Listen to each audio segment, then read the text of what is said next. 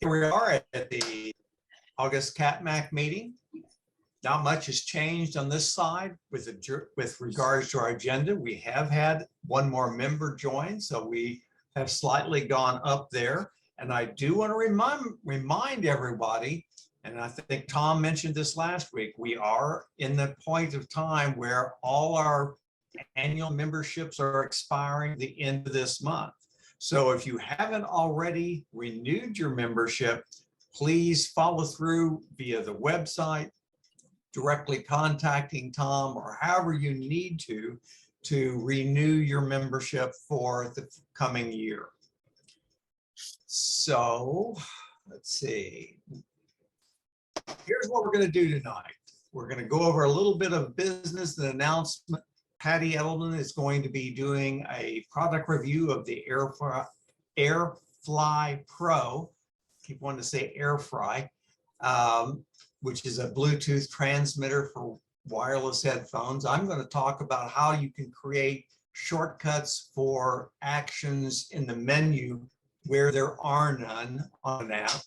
And then we're going to have our feature presentation by Liz Weiman on iOS tips, tricks, and she's going to look specifically at iOS 16. Before we get started, though, take a quick look at our board, and no changes here. The same happy faces you've been seeing for the last 2 years. That one photo hasn't been updated since, I think, early 2020. We just haven't had a meeting with everybody there since then. So we keep having to stick a photo in the corner. That's what we had to do there, and to get everybody in. So moving forward, board meetings are held every month. We settled on doing it the first Wednesday afternoon of the month, should any of you want to attend a board meeting. We have a number of folks that are serving in appointed positions. We'll be renewing that after the first of the year. And this is as good a time as any to mention that our elections process will be coming up soon. So if you are interested in filling one of the elected positions, let the board know so that we can include you. If I'm not mistaken, we'll be doing the election in November. We'll do the announcement of candidates in October. So we're in that time frame where we're soliciting input from anyone who's interested in running for a position. As always, just as a reminder, we've been recording our program since May of 2020. So there's quite a few out there on our YouTube channel. If you've missed one or you want to share one with a friend, a great way to do that is to point them at our YouTube channel, or even share the specific URL for the meeting that you want to share with them. And Tom and Bill have added an index for each of the meetings, so you know at what time point certain parts of the meeting take place within the video. So again, visit our YouTube channel, like it and share it as you can. Help desk we have at every meeting. We had about 30 minutes prior to the beginning of this meeting where several questions were asked, and people can get answers or at least some suggestions. Sometimes it's hard to give a specific answer. If you can't, or it comes up during the middle of the month, send it to me at president@capmac.org. I will forward it to our help desk team or post it on the Slack channel, and it'll get to them as well. We've been doing coffee with CapMac for a while. It seems to be fairly successful, pretty steady at about 12, give or take 2 or 3 per meeting. Our next meeting is scheduled for Thursday, the 25th of August at 11:30 a.m. If you have the opportunity, join us then. We don't have a sit program. We just talk about whatever happens to come up. So moving on, I talked a little bit last week about browsers and search engines, and I came across this slide, which I thought was interesting, and it certainly indicates the growing popularity of DuckDuckGo as a search engine source. People are really turning to it because it offers better security and privacy for the user. But I thought this was an interesting slide that reiterated that. Looking at a couple of other things relevant to Apple specifically, this looks at the US smartphone shipments in first quarter 2001 versus first quarter 2002. And Apple has been very strong in both years and even stronger this year than last year. Likewise, in the smartwatch business, Apple is the dominant player there. And you know, I know a lot of people, including myself, wear an Apple Watch religiously, and don't know what to do without it. And I don't know what other people have. I still am using a Series 1 Apple Watch simply because it's still going. There's no reason to change yet. I always wonder what they'll be coming out though. And the next series may have some features that may draw my attention to it. And then lastly of these slides of interest, although I'm not sure this is anything that's going to be too much of a surprise to folks, is we're in an economic situation where the consumer price index is certainly going higher and higher every day. And it's the worst that it has been in 25 years, or well, almost 30, 40 years. So a challenge to all of it. Upcoming programs, just a brief look ahead. Nancy's going to be doing a program in November about tech gifts for the holidays. We have Dave Hamilton already signed up to do our December program. We have a few other folks in the works that we are trying to work out a date with. If you have a podcaster, if there's an author that you follow that writes about Apple that you really like, let us know who that is so that we can reach out to them and see if they can present to us. We've been very successful in getting folks that do podcasts and write articles for the various Apple interest areas to come on and do a program with us. But we need to know from you all who we should be asking. Likewise, do you have a tech tip? Patty's going to give a brief product review here in a moment. Is there a product you use that you really like and you want to share with the rest of the group?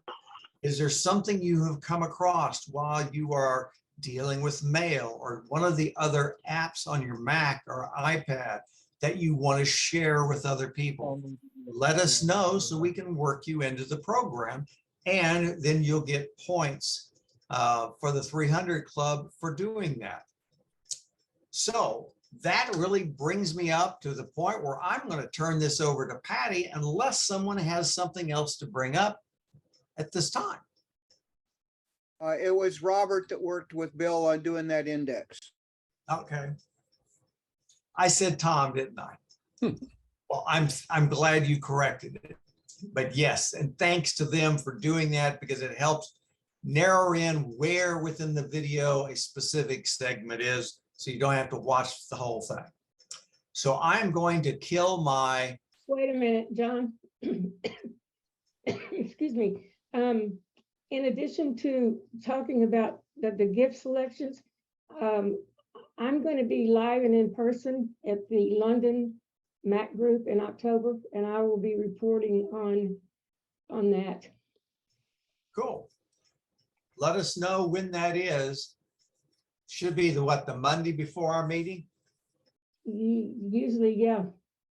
Okay, Tom will have the address, I know, and I'll get the, I mean, the address comes to me, the URL comes to me. And I can send it to you, John, if you need it. okay. I'll make sure we put it out in the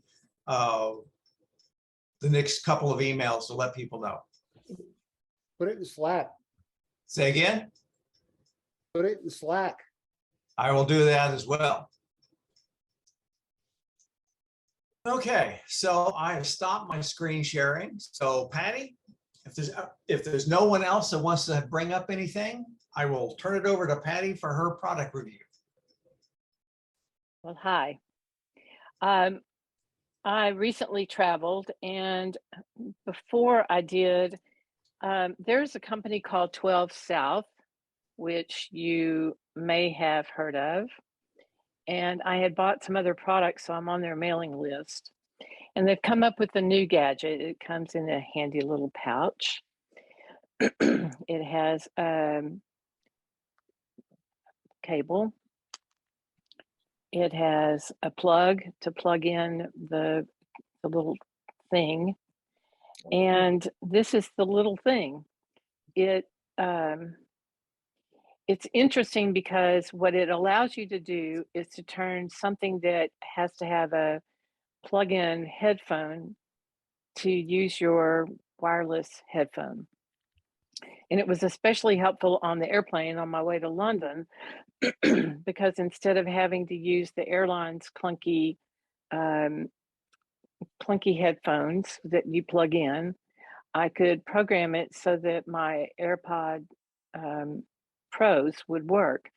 And what you do is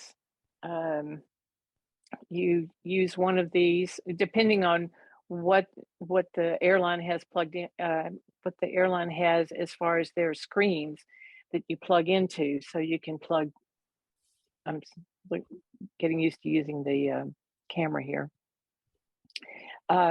You push a button and you push the button on the back of your AirPod Pro case and they connect, and it works for a really long time.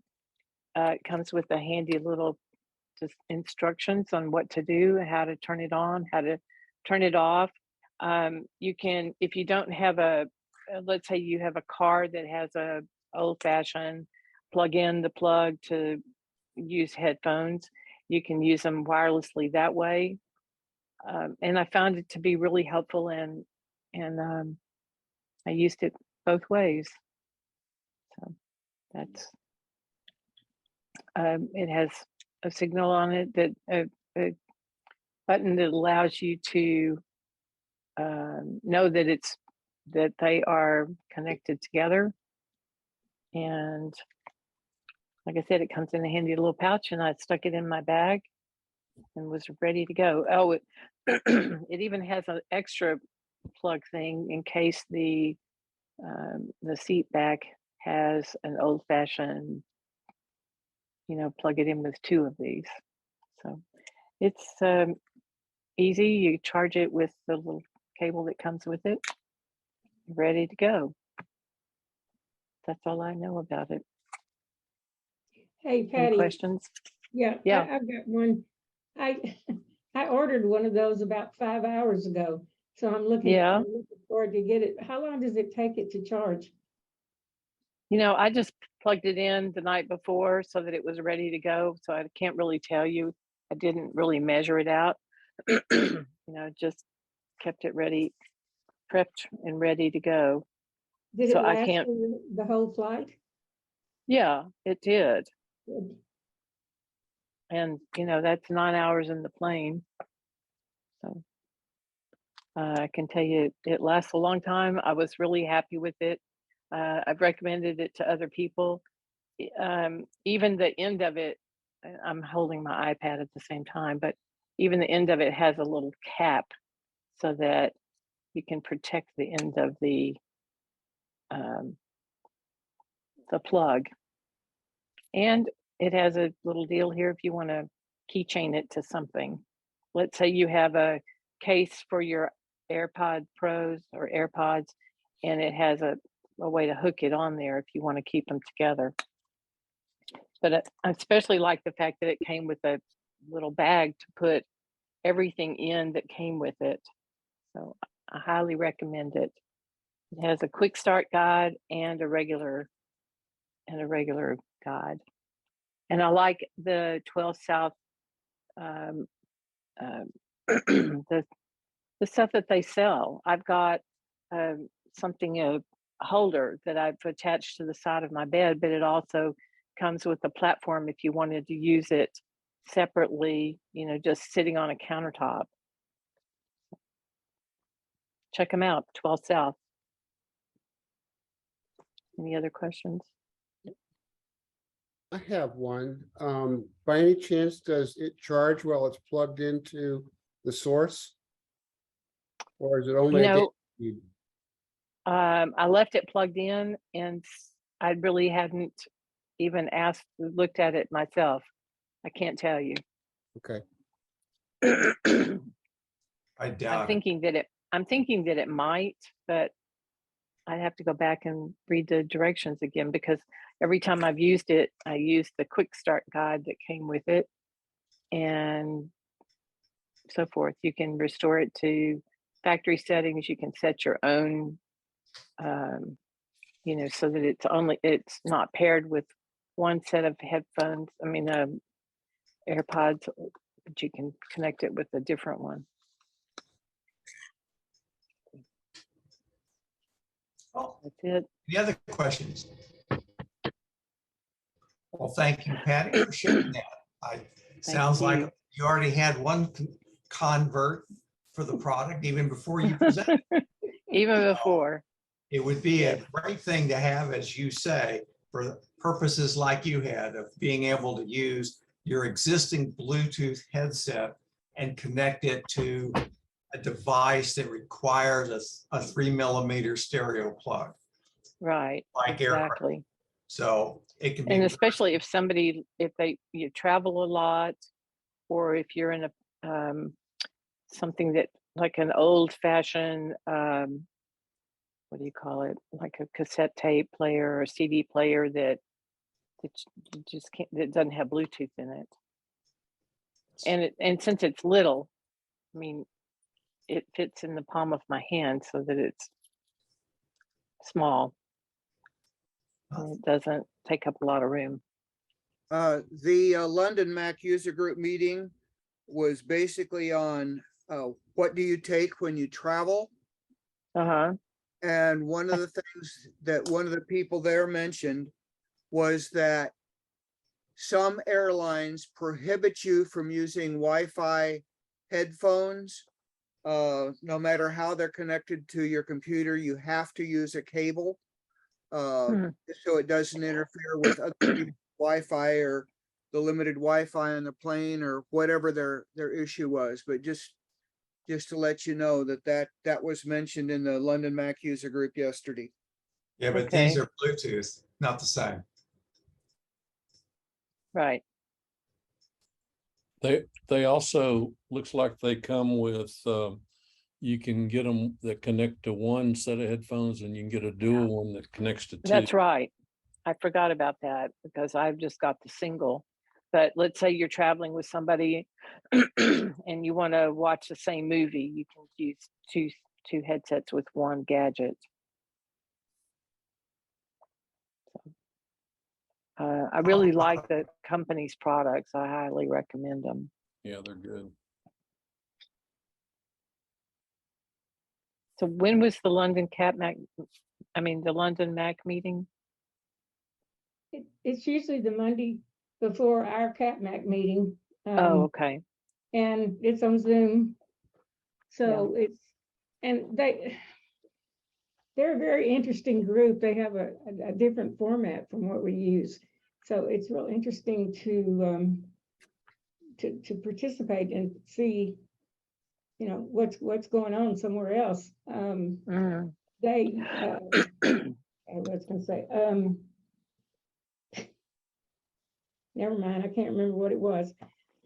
Could somebody send out an email when those meetings are on? Because I would like to know how to connect sometime. Their meetings are usually the I'll second note. Monday, and they're usually at 1 o'clock in the afternoon our time. Right. They usually meet in a pub, but yesterday they did not. It was Zoom only. So they're experts on doing both Zoom and in-person meetings at the same time. Yeah, but don't they have to send an invite with the link? That is correct. Well, so you have to contact this group to actually be able to listen into the get Zoom. on. Yeah, Right. Tom, I thought they had a link that worked like CapMac does. That, it's automatically put into your calendar and it's populated when the link is posted. I don't know if it posted automatically. It did not do that for me.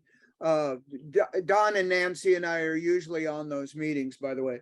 And any of us can send you the link, but they didn't send the notice out till Sunday about noon our time. This one, it was real late coming out. And so I just went straight from that link because I knew that was good. It Yeah. comes out in their newsletter. Their dues are very, very reasonable. It's really easy to join. I don't remember what the dues were now, but they're less than our dues. And if you join, then of course you get all the stuff automatically. I They're think a very vibrant group. I think it's £40 a year and it'll be automatically converted when you use your credit card. I'm sorry. what Right. was- Their dues are £10 a year.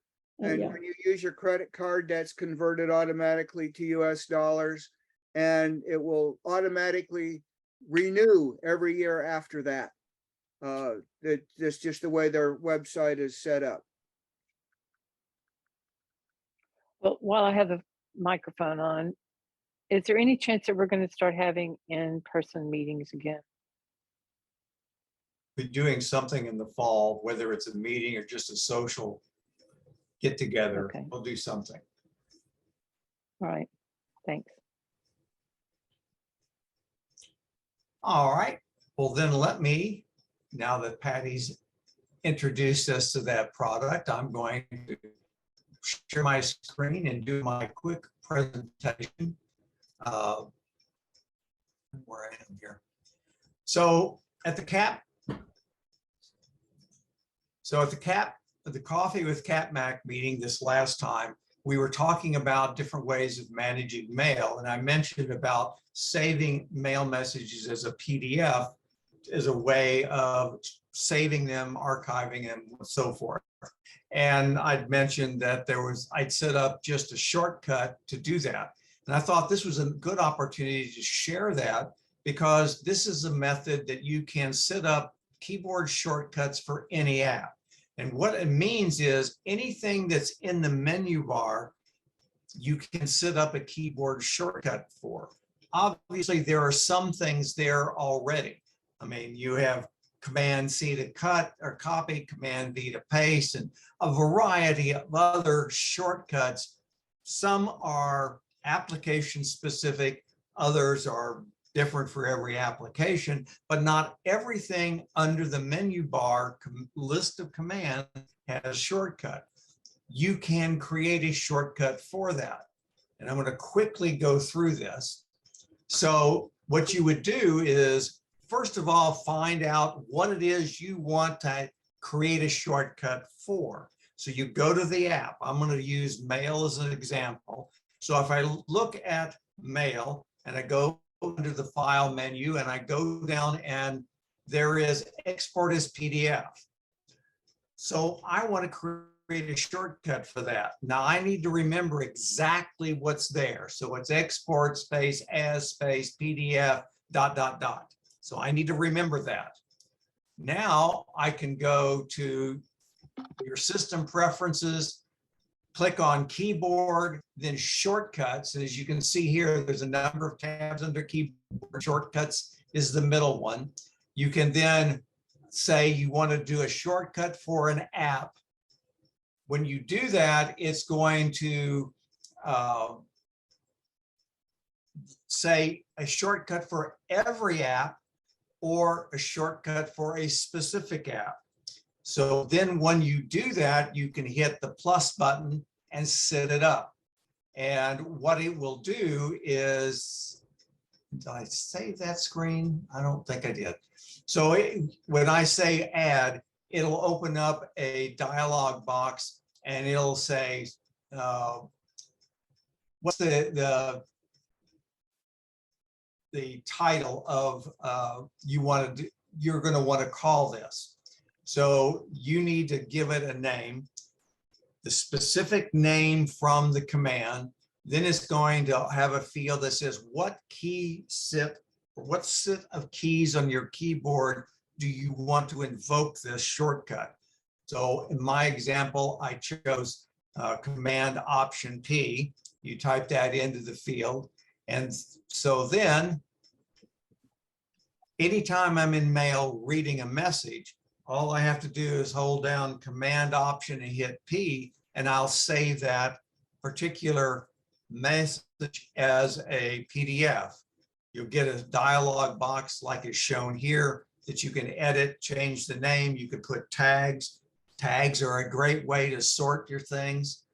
We'll probably have some kind of a program on tags in the future, but then you can save it. I thought this was of interest, both from the standpoint of saving mail, but in a more general case of, I want to create a shortcut to do something that I use all the time in an app that doesn't have a shortcut already. So this is a very easy way for you to create those that you want. And once you've created them, and then you go to the command or the menu bar and look at this list of commands, you will see the shortcut in there that you've created.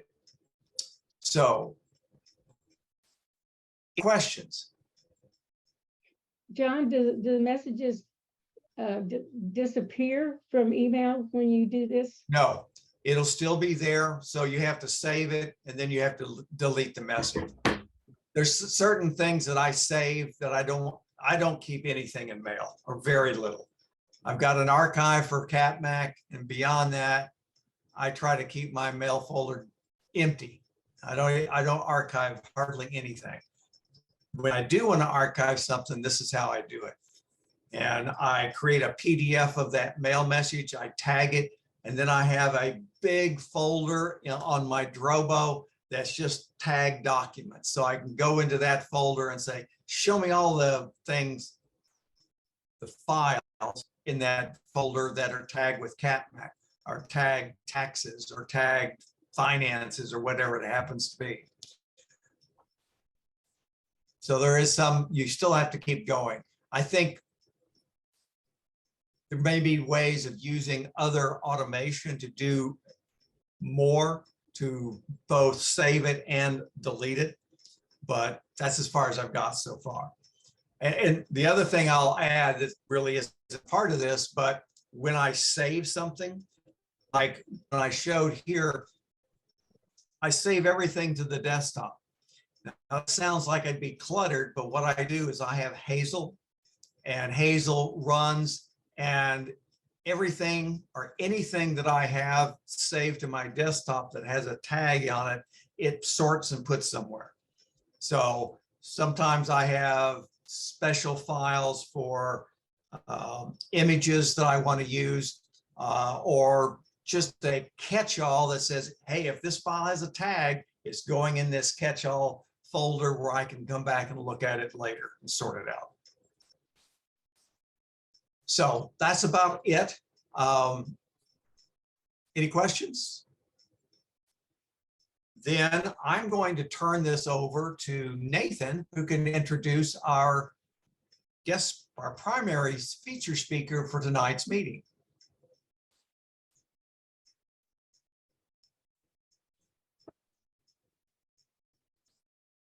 Nathan, you're on mute. Everybody. I would like to introduce Liz Filippi. I'm sorry.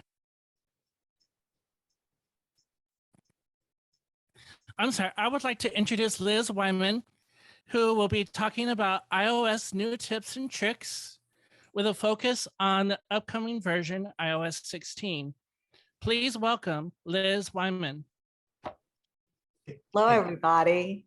I don't know if you'll remember, I spoke to you all way back in, I think, the early 2020. And I think I had a bunch of books on iOS 12 tips and tricks. And then we had something called the pandemic, and a couple of other versions went out of iOS, and now we're up to 16. And so I wanted to update you all on some of that. And thanks for having me. So am I allowed to share the screen, I suppose, or do you all have to enable me to do so? I have a little PowerPoint up. No, you can share. Okay, great. Let's see, does everybody see this? Yes. Great. Okay, so the book, some of you may remember, was called 100 Plus iPhone, iPad Tricks You Can Do Right Now. And that was iOS 12. And now what I'd like to talk about is iOS 16, which is going to come out in September.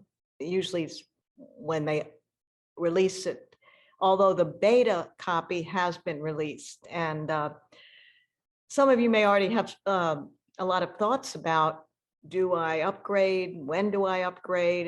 And many people really feel it's best to wait till the advanced, I don't mean advanced, but advanced users, the ones who got to have it, start putting it on their iPhones. And then you hear a lot of complaints and glitches, and then they do another fix. And then at some point, it may be good to upgrade, although they've been more stable recently than they used to be.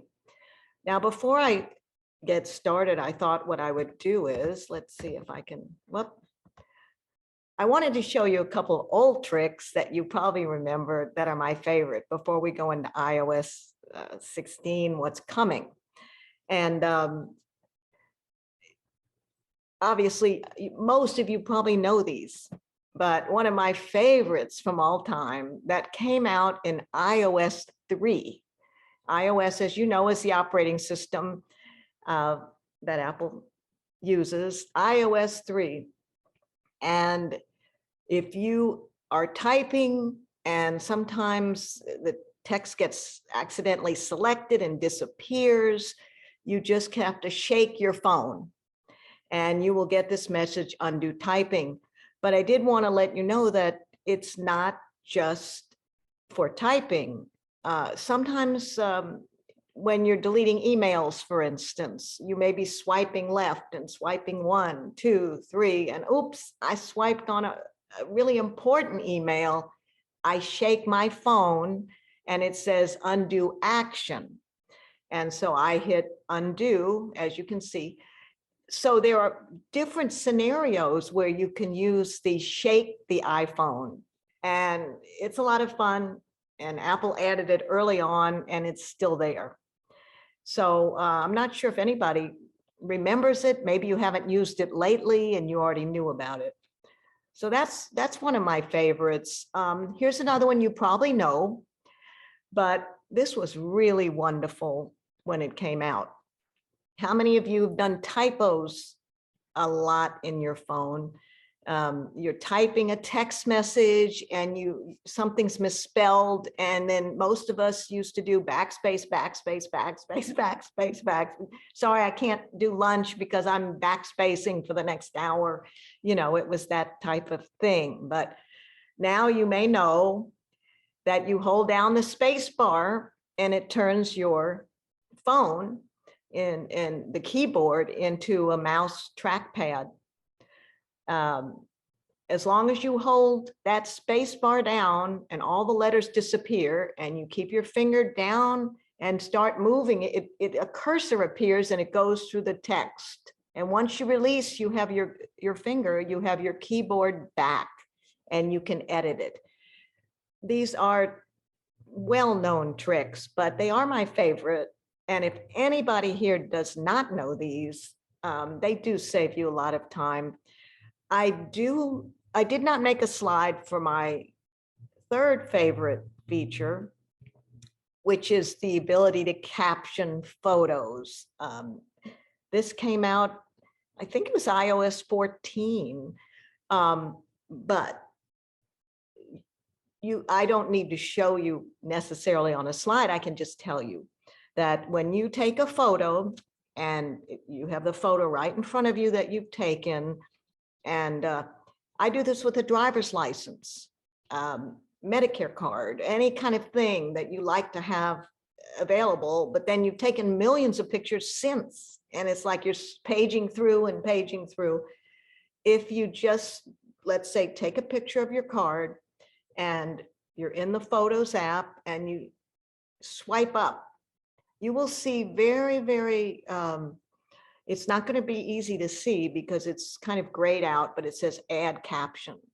So you just type in license, and then weeks later, if you say, God, I forgot my license and I need to show it, believe it or not, they do let you do that at UPS or something. You don't always have to have it. You just type search, you don't type it, you go to the search area in Photos and you type in license and it will come up. So this is just such a valuable time saver. And we have so many new tricks to talk about or new features. The tricks are like recipes. So what I thought we would start with then, if anybody has any questions though, feel free about these 3 tricks. Were they new to anybody? I mean, they're old tricks, but they're favorites. Just checking to see if anybody, and if you have any questions about them, I'm happy to mention them. So what I mentioned was the shaking the phone once again, that will bring back old emails that you've accidentally deleted. Do we just ask or do we need to raise our hand? Pardon? Do we just ask or do we need to raise our hand? Oh, no, just please ask. Do you know where to, I don't remember where it is. Do you know where to turn the shake iPhone off? I'm a VoiceOver user and I run my phone from in my pocket, which means I'm using the phone and I never take it out and it gets shaken when I move. So do you know where to turn it off? Right.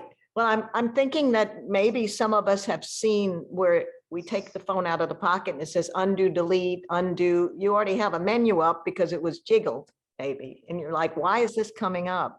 But actually, if you try to shake it, side to side or back, it will, it's just a godsend. If you've been typing. Yeah, it works. It's just that I need it to not be on. Can I cut in? It's in settings, accessibility, touch. Oh, I think okay, you that's can where turn it it is. off. Oh, okay, great. That's so wonderful because I've been wondering that because I really need to turn it off. So you want to turn it off? I didn't. I want it, yeah. Well, yeah, because I don't take my phone out of my pocket, and when I move, it shakes and thinks that I'm trying to call up one of those menus. Well, thank you all. That's great. No, I know that's it's a weird situation, but if you use VoiceOver, you don't need the screen. So I understand completely. That's why. No, I didn't hear your question. Was how to turn it off. Okay. Right. That's how to turn it off.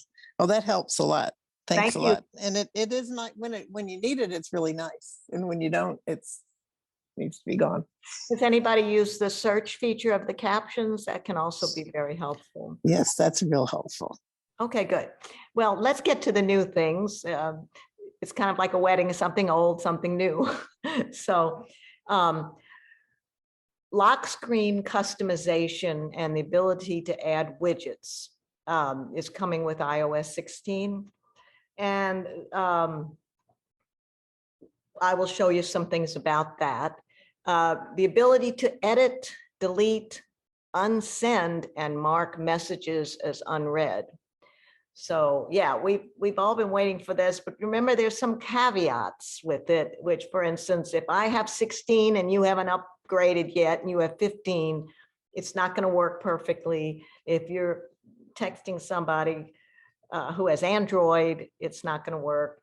But yes, if everybody's on the same page and same version, and also there's a time limit, you know, at which you can withdraw it. And so we'll see some things like that. There's something called live activities. And also a big thing is called focus filters, which you probably know as do not disturb is called a focus, but they've really enhanced the ability, and it works with the lock screen also. You can share your iCloud photo library, up to 5 people, could be family, friends, in a shared folder. There's something called live text. I don't know, that came out with 15. I don't know if anybody's ever used it, but if there's text on a photo, yeah, you can press, but now it's videos. Okay, so if there's text on a photo, at this point, you can press on it and you can copy it. But now it's been extended to videos. You pause a video that has text on it and it does the same thing. Something called visual lookup. I'm not sure if anybody's ever heard of that, but has anybody ever heard of something called Google Lens? I don't want to talk anything about Android phones. However, Google being the search engine, you can point the phone with Google Lens at anything and you'll get all kinds of information.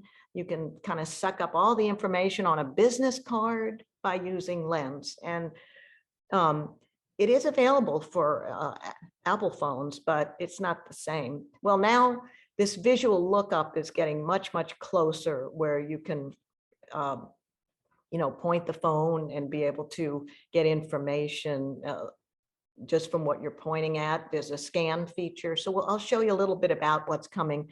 There's I've used visual lookup to look up plants. Okay. We've got dictation enhancements, and you can be talking and typing at the same time and getting emojis to come into it. It does punctuation. So we'll talk about that. There's updates for mail, home, health, wallet, and I'm not going to be able to go into everything, but wallet, you have now order tracking. So that if you buy something with wallet, it will summarize the order that you've done. We also have maps, which will now allow you to do multiple stop, like Google Maps does. And the Safari, it's going to be a little adjustment. The address bar is at the bottom. Now, a lot of things are happening on the bottom with iOS of your screen at iOS 16. When I say tab, you all know when you have many, many Safari windows open and they all line up, well, it's a little bit different in the new program where you get little tiny windows where you see them all 1, 2, 3, 4, 5, 6, 7, 8.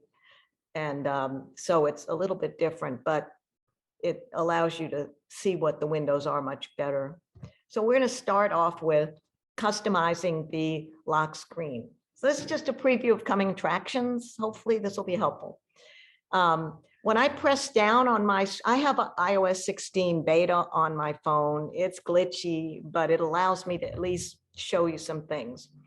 So if you press down on your lock screen, sometimes it may ask for a fingerprint or whatever, but or a passcode. But basically, when you press down, you get this customized menu. Okay, and we can create multiple customized lock screens and switch between them by holding down and then swiping. And you can choose all these effects for your wallpapers. You can create it so that the subject is in front of the time, the actual time, change the look of the time and date fonts. And see, you can see where it says add new. There are different screens that allow you to add new, but when you hit them, this is the screen that you get. New wallpapers showing live weather conditions, animated views of the Earth, Moon, solar system, just a wallpaper of emojis. You know, maybe you're in a great mood and you just want the happy emoji all over the place, repeated. Unique backdrops, images, you can use people's photos. They do photo shuffle, so it'll switch, you know, the wallpapers. So as you can see, this is going to be coming with the add new wallpaper. You can add widgets to your screen. Has everybody been using widgets? Everybody familiar with the widgets? You have your home screen, but when you swipe to the right, it can show the weather. I'm sure you all have used that kind of thing, but now you can add them to your lock screen. So when you type customize, for instance, you can add widgets of your choice. And you can see where it says add widgets. And then an example of a widget might be keep track of the battery levels of different devices, weather, and if you can fill your whole lock screen with it if you want, but you can just do 3 or 4 widgets on the lock screen. And remember, you have many lock screens to switch between. Something called live activities. It's a new feature that helps users keep track of things that are happening in real time, like a podcast, movie, sports game, food delivery order. They show at the bottom of the lock screen for as long as the activity occurs. So that's pretty helpful. Even when the phone locks your list, you can still see what's going on in the sports game, even if the phone is locked, or when you get your food order, and that's called live activities. We always get notifications on our lock screen. They're to roll up from the bottom, and you can actually push them down so you don't see them when you don't want to see them, or pull them up when you do. And in settings, you have this new ability to choose the default, which is in either count, stack, or list view. So that's something that's changed. They've really put a lot into it. There is a lock photos. You can lock in your photos, in your photo information. You see where it says hidden and recently deleted. Those are 2 folders that you can lock. Now, has anybody ever used the hidden photos? You can move some photos into hidden, although anybody could see them if they just, but now you can lock them and open them up with your passcode or Face ID, choose how you want to open them up. So there'll probably be less divorces, basically, because many times people, you know, perhaps there's some incendiary photos and someone's trying to, let's say your husband or wife are trying to look at your phone and you just hit delete a couple of times, but they know about the recently deleted. Well, here's how you could hide them further. Back to the lock screen, there's things called focus links, and I just wanted to show you this also. Last year, the focus mode was introduced as an expansion of Do Not Disturb. This year, you can create custom lock screens. Each lock screen can be allied or associated with a focus, and your phone can get a different look throughout the day. It allows you to set up different permissions for apps and contacts and more. We used to always activate focus like Do Not Disturb in the control center, but now we can swipe between lock screens, and you'll see that there's fitness focuses and mindfulness and gaming. It's just, let's say you have a time of the day where you don't want to hear from people, where you want to change the lighting of your screen. You want a special message to go out if somebody texts you. You can actually put all these things into your own focus, ones they've set up, or name your own focus. They've come, like for instance, mindfulness. You can stay present by silencing notification, customizing your screens. Focus filters. allow you to set boundaries in calendar, mail, messages, and Safari to only display certain relevant content, like a set of calendars or a group of tabs in Safari. It basically is trying to help you reduce distractions and zone in on something. So you imagine you can have 4 or 5 lock screens and basically switch between them, or home screens where you've set up, and you can add, like, low power comes on at a certain time, and do it when under the mindfulness. So you can see, I just wanted to show you some of these filters. You could, let's say, dark mode, you like to put on dark mode, but not all the time. Or low power mode, you can add these and just totally customize different screens of your phone that'll come on certain times you want or when you swipe them. Those are the main things that are going on with the lock screens. Does anybody have any questions about any of this? I don't know how many you all even use the do not disturb or any of those focuses at all, but they've made the capabilities very, very strong. We have iMessage updates to talk about, where you can edit text messages, recall a recently sent message, recover recently deleted texts, mark text messages as unread, and report junk. So if you see on the bottom, this is like, it says report this as junk. If you get all the solicitations or things like that, you can report it, and it's like it's reported as junk and it will go away. It won't happen.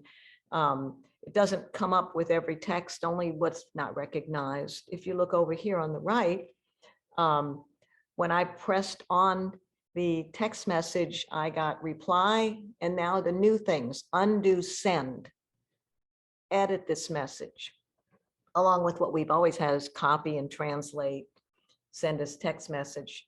And when more, it's just shows you the garbage can to delete or forward.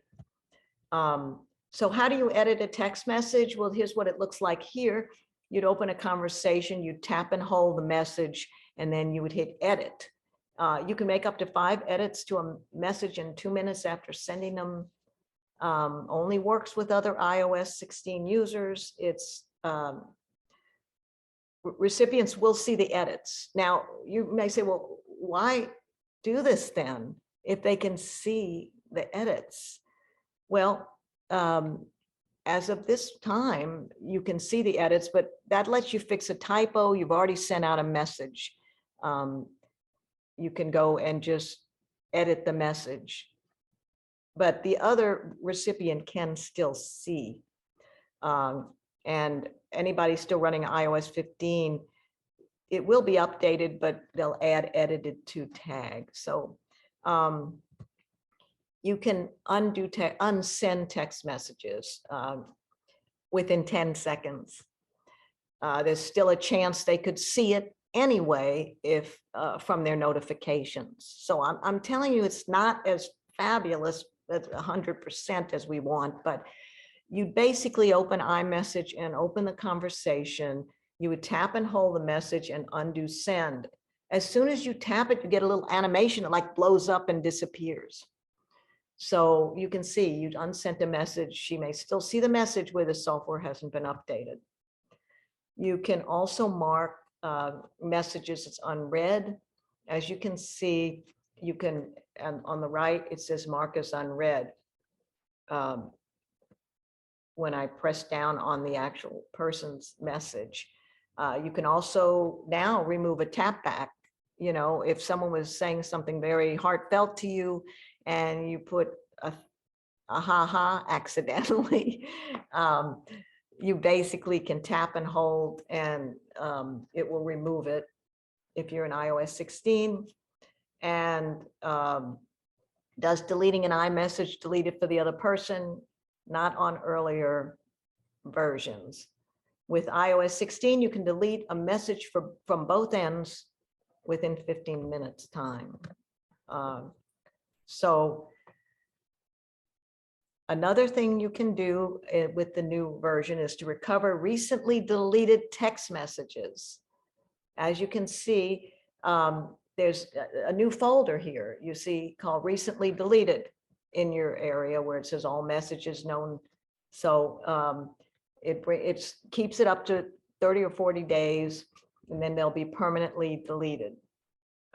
Because on my, it says 40, but in the literature, it says 30. So, okay, so here's a few mail updates.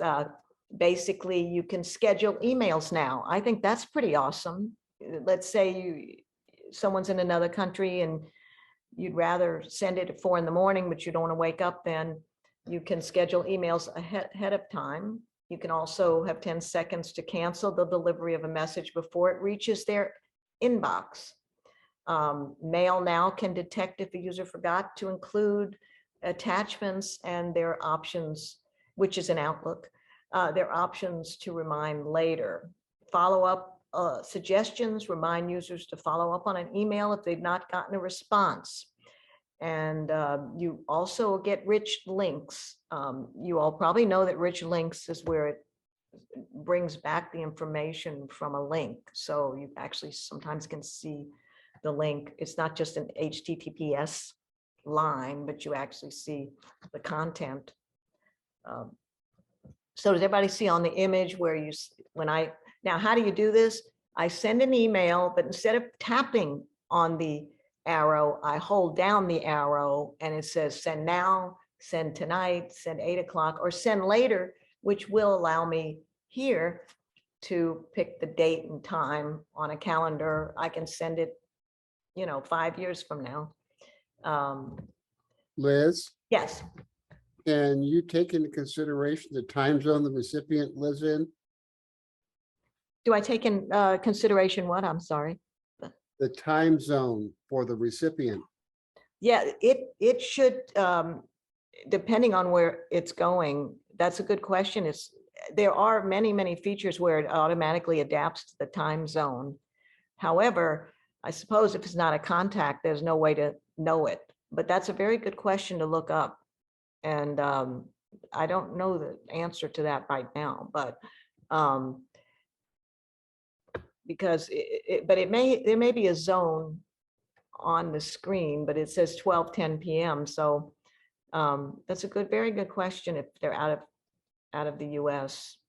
So I will look into that and get back.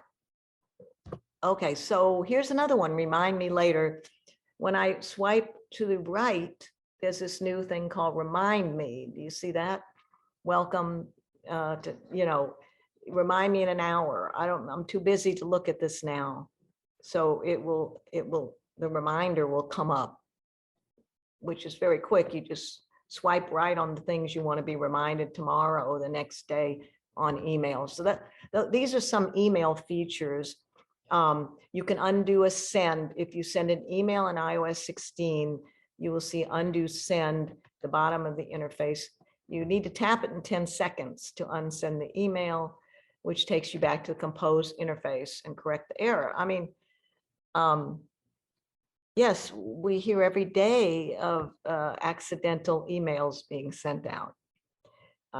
People break up, you send it to you're talking about somebody and you send it to the wrong person. I have heard this for so many years. I remember someone was writing, she's such a drunk. Today, she just drank so much at the party and they ended up sending it right to her. So I think they would have been really happy to get the undo send. It's not a lot of detail yet because we're still in beta and a lot of these things don't even work, but this is where we're going. Photo updates. There are new scan features to convert currency and translate, and that's visual lookup that I talked to before. The Photos app now has a duplicate detection, identifies duplicate photos and albums to clean up your libraries. Also, you can copy edits made to a photo and paste them onto another photo or a batch of photos, and you can undo and redo multiple edit steps. So here's an example.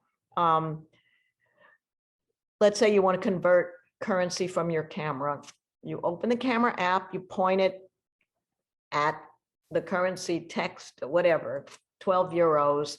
There will be a scan. Do you see this, what I've circled over here? There's a scan, the scan icon comes up. And you then on the second screen, you see that that's a little conversion. And you see here how much it would be in US dollars. I remember how exciting this was in 2012. They kept saying, you'll be able to put your camera in Spanish. If you're in Spain and you have a Spanish sign, and it'll immediately turn it into English. You know what I'm saying? And that really didn't come to be the way it was supposed to. I think they put it aside, but I think this is what is being developed now. Here, just like with Translate, you open the camera and point it at the text, you tap the scan icon, and it will translate into pretty good, I mean, workable English. So all these things are, they're existing in other ways on other systems, but it's wonderful to have it. Here's what I was talking about with the duplicates, and these are my duplicates, and it's pretty embarrassing to announce to everyone. I have 346 duplicates. Of course, I have 14,000 screenshots, but that'll be another upsetting moment. But as you can see, what it says is merge. And so when it says merge, if they're exactly the same, you could save a lot of room on your phone by doing a merge duplicates. If you need to edit a whole lot of photos, let's say you've done a photo shoot and all of them pretty much are darker than you want them.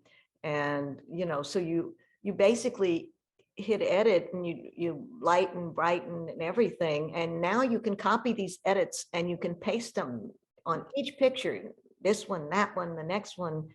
That saves you from so many taps. Okay, brighten it only to this amount, how much saturation you want. You can absolutely copy these edits to do it.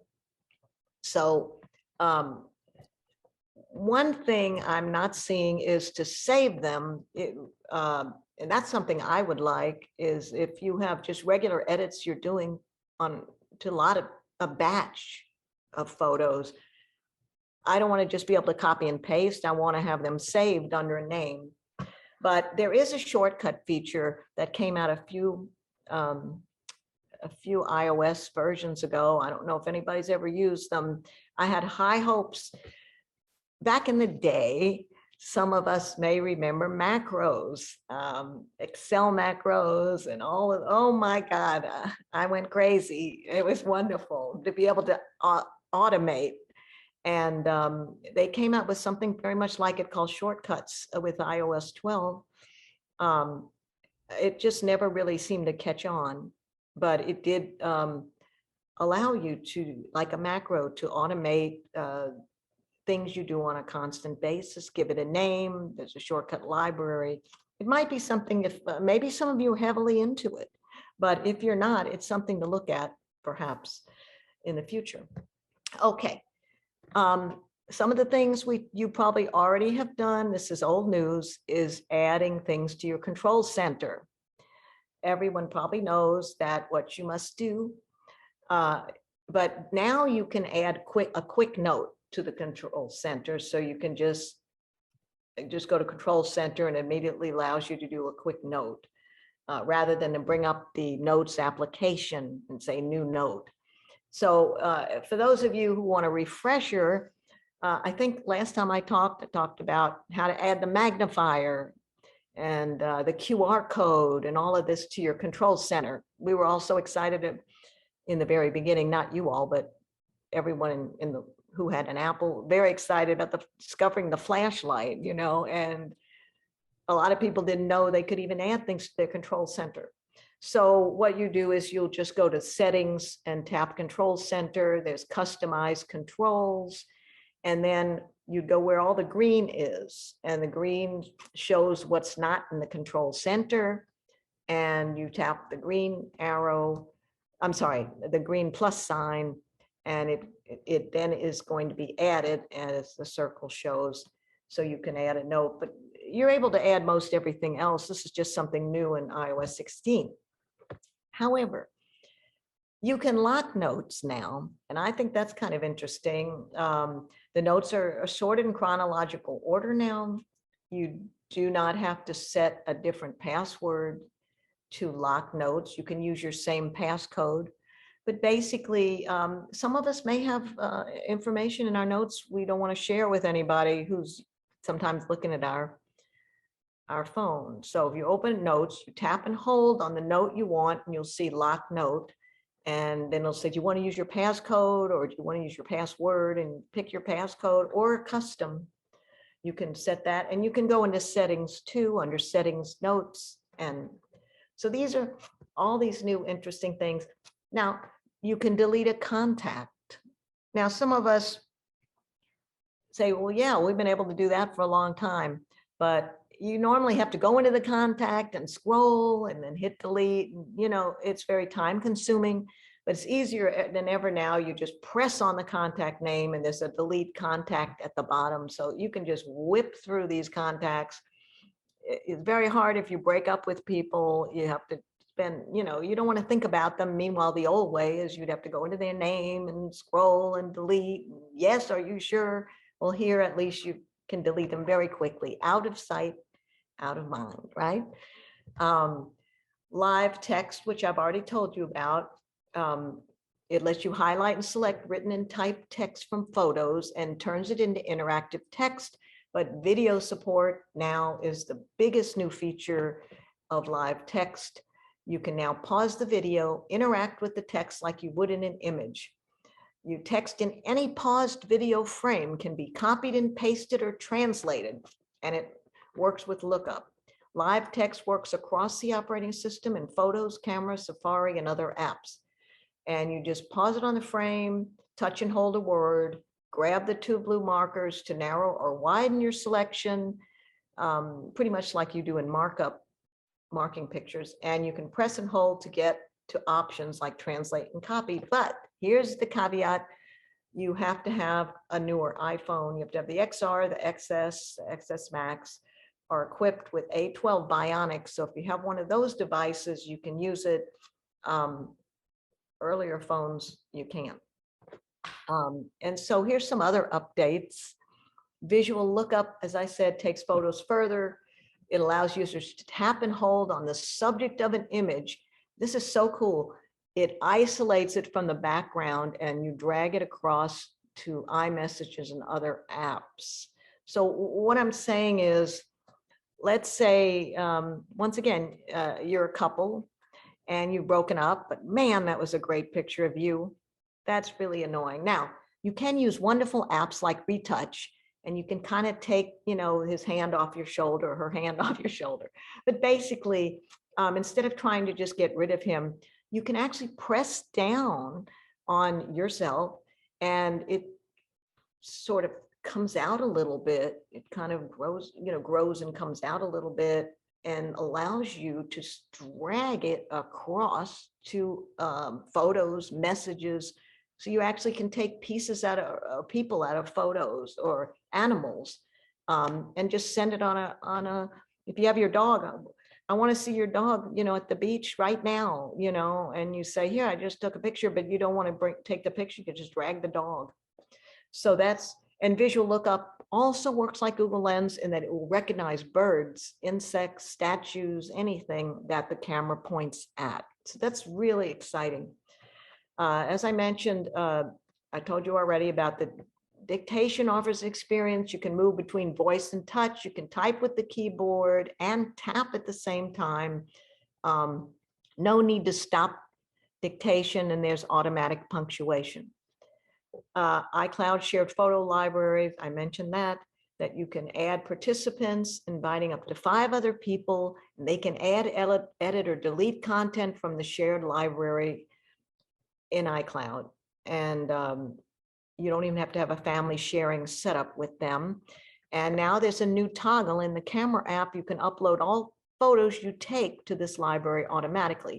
So that if you're out on vacation with your family, everyone can see vacation photos as soon as they are snapped. They will show up in memories, featured photos, etc. So that's very instantaneous. We have something now called Apple Pay Later. This will split the cost of Apple, with inflation. It splits the cost of Apple Pay purchase into 4 equal payments spread over 6 weeks. 0 interest, no fees. It's built into the wallet app. You can easily track and repay Apple Pay Later payments. So that's nice. The Home app, I don't know if y'all have used this a lot with smart homes, smart thermostats, and smart ovens, whatever. It's been redesigned. You can control your accessories and enhancement. And you can see your entire home at a glance in the Home tab. So, and of course, some of you may have used those themes, like there's one, Honey, I'm Home. Basically, as you drive up into your garage, but I'm saying the door might unlock, the thermostat may be changed, the oven may turn on. I mean, you can program these things. Probably you should do them when you leave work, except don't unlock your door. Hey, the Health app looks really good. It makes it easier for users to organize, view, navigate, and control. I'm sorry, medications. Sorry, it makes it easier with medications. You can build and manage a medication list. It creates a medication list on the fly for you. You know how often we need that. Create schedules and reminders. It'll remind you about your medications, vitamins, or supplements. In the US, users can point their iPhone camera at a label to add a medication and read about it. So that's, once again, a visual lookup. And you can share your health data with loved ones and create a PDF of available health records from connected health institution. Anyway, this pretty much ends my presentation. The book you had before is now going to be updated and coming out this fall, where there'll be 100 individual step-by-step recipes to help you learn all these features. I'm going to stop the share if anybody has any questions, but I will definitely let you all know when the book is ready, and give a giant discount to you all too, because you already got my other book, although it's going to be completely changed. Does anybody have any questions or comments? I do. There's a feature on the Mac with Mail where you can completely block a sender, and it works well if you keep getting spam from the same source over and over again. You can't do that on the iPhone. I haven't found any way to do it on the iPhone, and I get spam messages on my iPhone that I don't get on my Mac. So do you think they're ever going to address that? So you're saying, like, if you get a text message or an email, or you're talking email, if you get an email, and you can, and you're having a hard time blocking. It does. I can block on the Mac, but I can't block on the iPhone. I actually believe that you can under the info, because I've been working with people who keep getting it, and I don't have it in my mind right now, but I do believe it's under the I or the info, where you can block, you block the email contact. And but I will, Nathan and I, we kind of been texting each other, and so I'm going to send, if that's okay, Nathan, I'll send to you or somebody else I should send to with the answer of like how to do it. Fantastic. Thank you. Any also comments, if you don't have questions, what do you think about what you're hearing about iOS 16? How do you feel about updates in general? I have a question about being able to merge duplicate photos.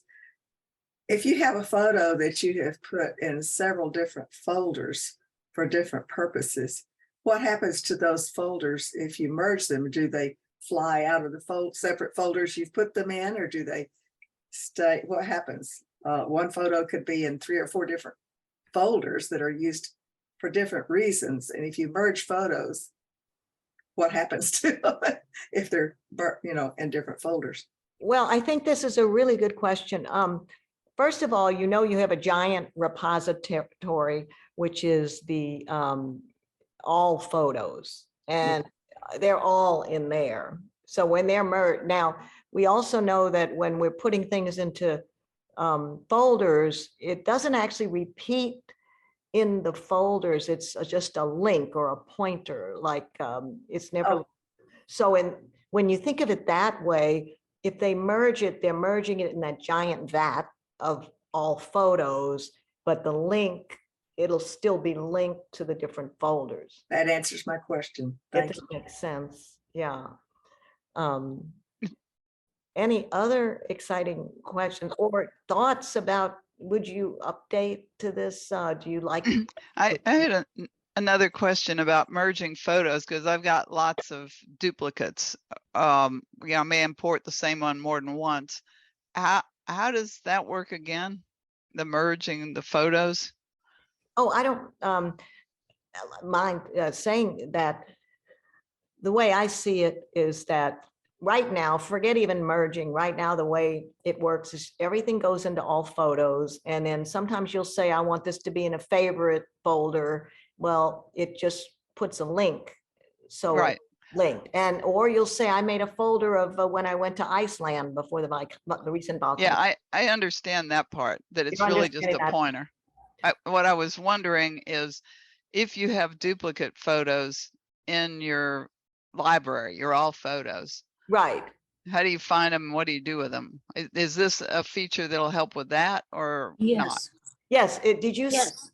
You're saying, is this feature going to show you all the photos that you have? That are duplicated. Right. Yes. In fact, I had a screen during the presentation, and Yeah, it went by too fast. I missed I'm it. sorry. Yes, I'm sorry, and I can share it again. But basically, what it did was it showed 5 pictures of the same pictures of my dog, and on the right it said merge. It didn't say, and I take a lot of different photos of the dog, and it's so that's it would show you all 5 and say merge. Now I do But those might be slightly different photos. How do you pick they the have to be best? exact. Pardon? The ones I saw were exact duplicate. Yeah, I mean, it's true. The dog could have a closed eye in one, or even a tiny bit of a difference, but those weren't the ones. Those were really excellent. So that's great. But here's the bottom line, though. On my phone, it didn't work. Now, remember, I have the beta. I saw those photos, and each one I said merge. It said can't merge at this time. So I don't know what that means. I'm sure they'll have it working by the time, but it's a wonderful way of consolidating your photos. Did anybody see any other things that were, or have questions? Thank you. Oh, Yeah, Liz, on the screen you were just talking about, a couple of the photos that it thought were duplicates and said merged by the size. The 2 photos were different sizes. How could they be identical if they're different sizes? That's a good question as far as the size of it. But since they show them to you, you say, I don't want to merge this because I have a smaller or a larger. And I'm really not sure. I didn't really look at it, but that's once again a really good question that you don't, if you've taken a large one that you might want to use, that's got a higher resolution, dots per inch, etc. You want to make sure to keep that. But it does show you each one. So I will definitely look into that question on size, because that's a very good question. Also, you all have great questions. And like I said, this is all new to all of us that's coming out, but Apple's very ambitious, and we'll see what comes out of it. There may be some complaints, but the ability for them to find. Now, of course, you all have done a lot of the searching you've done the people where you know, the faces of the people that it brings up. So it's very good at the facial recognition, and it finds people who even are baby pictures of the person it recognizes. But I will look at the size differential and get back to you on these questions. Is anything you think you all might use from this? That I think I will use the notes stuff and the pictures, doing the libraries and all of that in my albums and stuff to make sure there's not duplicates. Did you like the, guess it's gotten dark over here. Did you like the idea of edits, you know, being able to copy edits you've done to one picture and then Yeah, yep. Mhm. And being able to put something on there too, that's helpful too.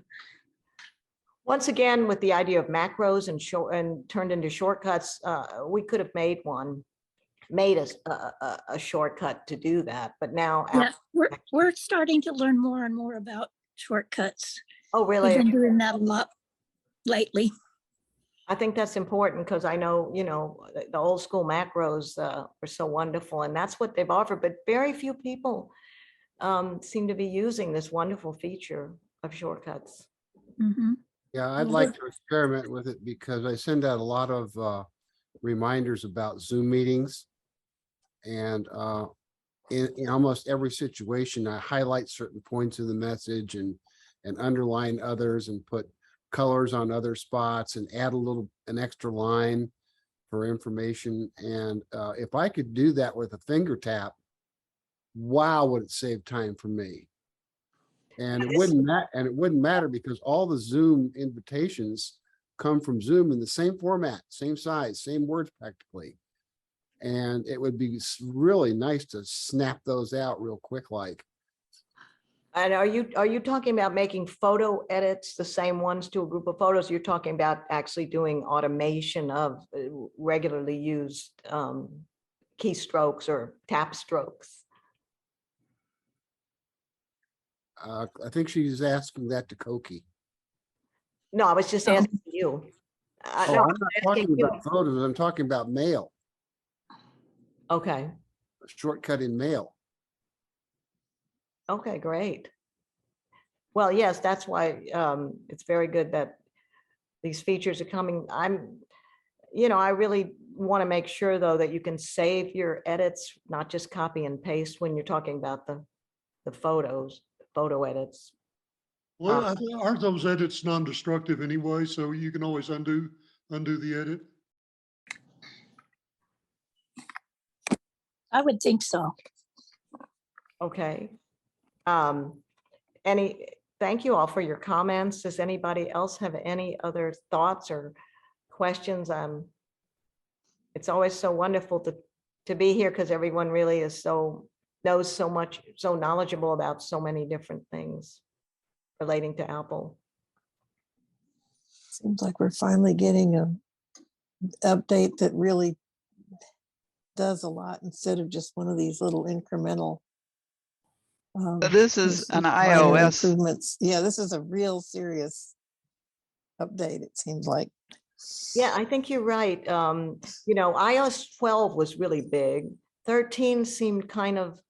Now, of course, some of you may remember it reorganized our screen, and remember it put our apps into certain app library. Remember that? That was all with 13, but I think 13 and 14 were kind of, but 15 added some really neat features. But I think 16 is as important as 12 was. Liz, so this is iOS you're talking about. Can you do the merge thing on your computer, or do you have to do it on your phone? And if you merge them on your phone, have you removed duplicates in your iPhoto library that's probably up in my cloud? Okay, so a couple of questions. It sounds like a lot of these features I would say most of them are also able to be done on the Mac. So as far as the photo duplicate, I believe it can, but you're asking also about how it's going to be reflected in iCloud. Well, I was assuming sometimes those new features, my phone is more up to date than my computer because I haven't taken the jump because there's software that won't work. And so sometimes I have to do the things on my phone, which is up to date. But if I find duplicates and do that on the phone, since my phone photos is linked to the photos in the cloud, will those changes be reflected in the cloud? They should, especially at the backup. If I do a whole bunch of duplicates during the day, I tend to on the phone do backup now. I'll just go to settings, iCloud, backup now, and I see it immediately in the reflected in iCloud. But of course, if you wait till nighttime when it backs up maybe automatically every night, then there may be a discrepancy until that happens. But that's what I tend to do a lot, is just the manual backup. Now it takes a minute or two. And anything that's on my phone will go right to iCloud. And let's face it, the ability to get your messages and your notes has been very important. They didn't used to save very well to iCloud, and They did first, some people have lost text messages, lost their notes, and it's just terrible. So that's so wonderful that that's been happening the last few years. So I guess every upgrade is important. But you all may choose to wait a little bit. Some of us are adventurous, and I mean, actually, I updated to 16 on the phone that I use, and Twitter bounces out. I have to go in twice sometimes, Instagram, but nothing terrible has happened. And this is really the early stages. So I think they really get very stable these days. Any other questions? Any other questions about tips and tricks? Because today I usually do tips and tricks like recipes, how to do many things. I have a question. Yes. Hi, on the lock screen, maybe you can put stock quotes, and you can see different, like the S&P 500 or a particular stock in the lock screen? Yes. Definitely, because of widgets. You can add widgets to the lock screen now. You have 5 lock screens for the whatever or more. I mean, whatever mood you're in, you can decide, and you can tell I want this lock screen to come on at 3 when I feel more mellow or whatever. Definitely, you can have the stock, the weather, everything on the lock screen, which is at a glance. And like I said, if you're in the middle of a sports game, when your screen locks, I mean, you can still keep looking at, you can still look at the sports game. So it's seamless. There's a lot they've added to the lock screen. And like I said, those pesky notifications can be, you'll see them in a stack form if you pick that, but you can just take your finger and push them down. Then you don't see them at all. You want to check them, you pull them up again, like in a stack. I mean, I think, but you've got to start looking to the bottom of things. As I mentioned, the address bar of Safari, that's been hard for me to get used to. It's that I keep tapping the top, and it's like I can't get off of Safari until I realize it's at the bottom now.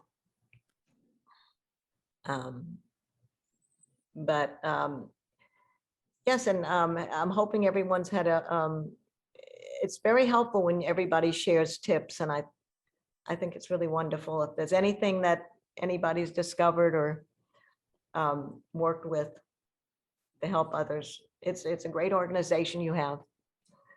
I'll share something that's really personal. On my home screen, you usually, when you light up your phone and put in your password, and you see your home screen and the apps that are probably most important to you if you're organizing it all, what I did was, I moved all of those apps on my home screen to my second home screen. So there's nothing on my home screen when I light up my phone, except a picture of my wife. Oh, That's And beautiful. That's wonderful. then all I have to do is swipe over, one little slick to the left, and there's the home screen that has my primary apps, and then a second home screen with secondary apps, etc. This is what you're talking about, and when you say it's the second page of the home screen that you have, Exactly. those white dots that denote pages. And so what you're saying, that's, so you've moved everything to the second page. So you could just look at, you could just have one picture like of a. Yeah, I think overall you can have like 30 home screens. Yeah. And so you can organize it any way you want. And like I never go to the last home screen because I've already organized my stuff the way I want. I don't need their organization. True. I 'cause didn't I'm- do that either. I I wasn't. make folders for, appropriate insertions. But that first page is just a picture of my wife. And I don't know if that means anything to anybody else, but it did to me. So that's cute. That's a great idea. Because And sometimes you have a really pretty picture you want use there and you can't really see it because of all that junk. So it's a nice idea. exactly. it's a wonderful idea. Now, the only thing about the app library was interesting is you go to the last page and you would see apps you didn't even remember you had because they had organized them, but I have never really used it because, it's better you do it yourself, but that's just a great idea. And it's not cluttered looking. I would be in such trouble if I had a picture of your wife, Dawn, on my home screen. I'd be proud to share it. We all want that picture. Aw. That is really There. sweet. Speaking of that app library, is there any talk of them letting you organize that page? Yeah, you can go and make changes on what they've done, the way they do it. Oh, you can. I thought that they would. I thought they organized it for you. They do organize it, but you can go in and delete and change things. There's like a suggestion. But you can't override. I mean, you can't tell it, I want you to organize it this way. No. That'd be kind of nice, actually. Right. You can go in and you can't make them organized a certain way, but you can, You can get rid of stuff, but right. Yeah. So you got two ways of looking at it. You can go in the alphabet list of it, or you can go Yeah, in the that's, list of it. yeah. Right. No, that other list though doesn't seem, if I Yeah, use it at all, sometimes on if the I'm use. really, if I want to do something quickly, I want to go to the alphabet list. Yeah, right. Yeah. So So far, I haven't found the other one useful, but the alphabet one kind of is. yeah. But if they let you organize it according to your own organization, instead of them suggesting, that would be sort of I'm not nice. sure, but I think it might be close to your organization. Maybe. I'll have to really look at it, but I think it is. And that's why they put in the alphabet one.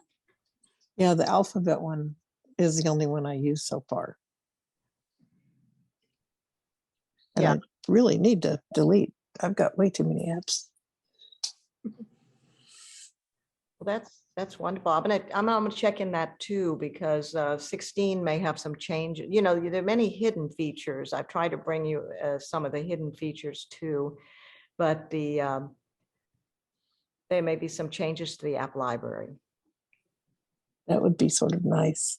Yes, that we all have, but I do like the visual lookup and to be able to get information. The medication sounds good. Oh, yes.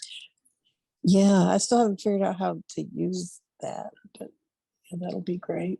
I need it. I'm on way too much medicine.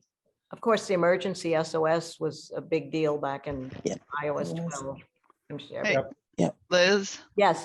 A tip that somebody shared in a previous meeting, if you are doing something like taking a picture of a vaccination card, but you want to be able to find it, you can go into the photo and change the date on that photo to sometime in 2024, and it'll always be the last one in your list when you go looking for it, because, well, at least until 2024 or some other.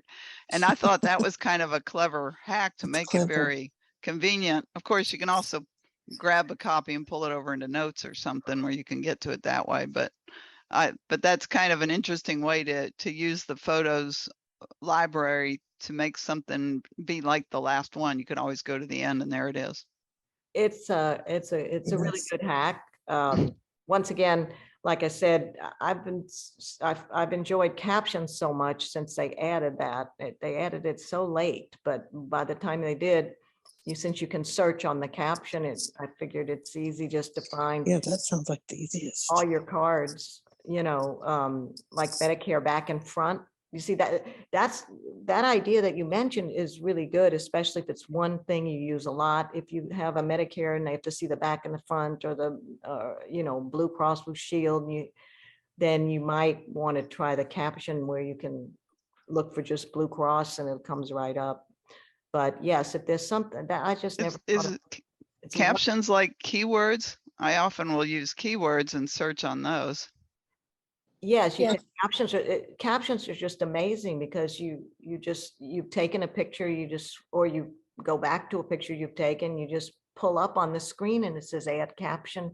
You just, whatever you type, of course, I guess you have to remember to type something that you'll remember, but you say driver's license or health insurance or whatever, and then you just go to the search and type in health. You could have 10 health things come up at once. And then you could hide them if you don't want everyone who's flipping through your vacation photos to see all your documents. You're really right about you. And not only that, you can lock that hidden folder now with iOS 16. Yeah. So that's. I created my album called IDs, and I put my driver's license and my perfect care card and my social security card and credit cards and all that stuff that has information on it that I need to see right away.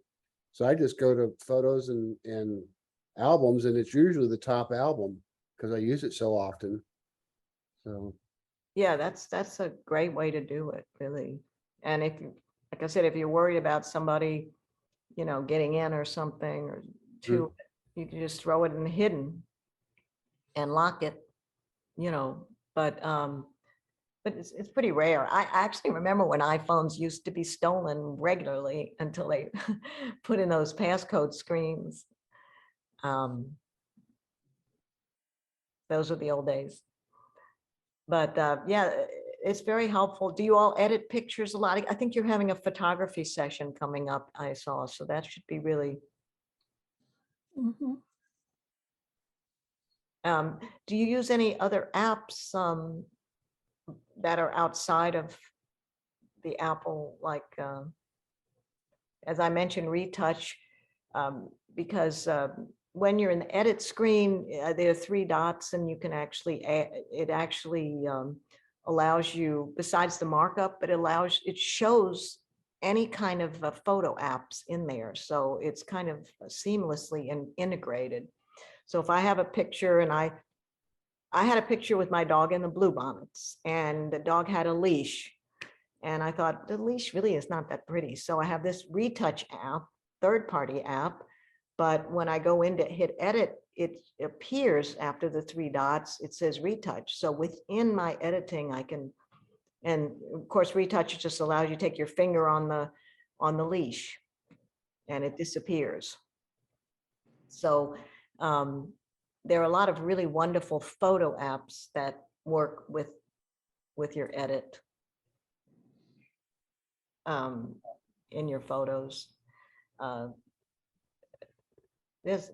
I think you're going to really like the visual lookup, because it's going to allow you to take people or dogs or flowers out of pictures and just move them to your email or text messages. I'm really excited about the family sharing. Oh, the iCloud library, like photo library they're sharing? Because my wife and I have different Apple IDs, and when she takes a picture of a vacation, I always have to airdrop them to my libraries because I'm the one that keeps all the photos. And so now with this, it should just show up automatically Yes, when immediately. she takes a picture. And I remember when AirDrop was revolutionary. I mean, at the time, it was like, I couldn't believe it. But now, of course, this is even better. And AirDrop's too slow. Everybody has to make sure they get their phones ready and then AirDrop over, etc. So I think there's just a lot of fun things coming that are going to make life even easier. So that's it. If anybody has any questions, I will write some of the answers back to Nathan. He could share them with you all of some of the things that I. Thank you very, very much. Yeah, sorry, it all went dark over here. Thank you. Yes, thank you. Thank you, Liz. Okay, well, I guess y'all have business or something, so I'll just mosey on out. Thanks. About time for Thank us you to so wrap much. That things was up. great. Bye, Ben. Bye-bye. Thank you. So folks, any last minute words before we close things down for the evening? Hearing none, I think it's time to stop the recording and